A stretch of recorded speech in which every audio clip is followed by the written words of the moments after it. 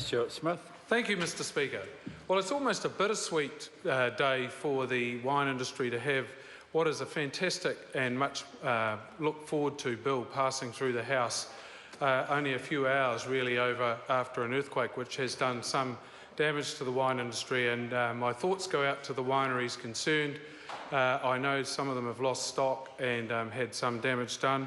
We can't do anything about that now, but get into the recovery stage. So, we're all sure across the House united in sparing a thought for those people. It was a great opportunity on Saturday night to share a great night of celebration with David Shearer, Jacinda Ardern, David Seymour, Alistair Scott and myself, all at the Air New Zealand Wine Awards. It was a fantastic night to sell. No, Ian wasn't there.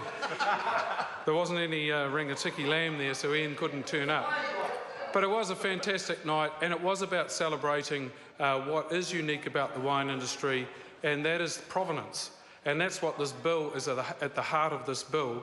It's about the provenance, so the consumer identifies with the wine, where it comes from, who produces it, the variety it is, and they're prepared to pay for it. If you don't have that, you have a commodity. And the wine industry recognises that. The bill and the reason it's taken to this point to be enacted has been well canvassed by others, but I know I've travelled the road really with this legislation from the first bill and now the amendment bill through the stages. I think it's vital for the industry that we have good legislative framework to operate under.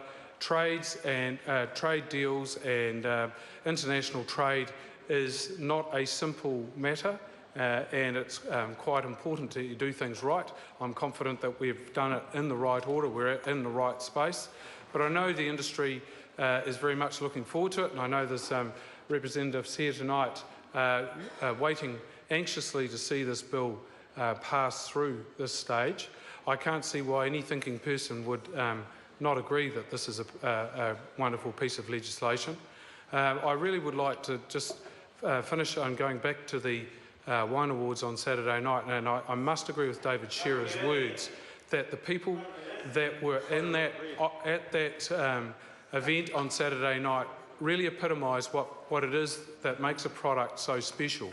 They were the people that were involved in planting the vines, growing the grapes, making the wine, and then, as one person put it to me very early on, Peter Hubscher, who used to be the chief executive of Montana Wines, that, yes, he is a great Hawke's Bay man, that's quite right, that growing the grapes and making the wine is really only half the job. Selling it is the hard bit.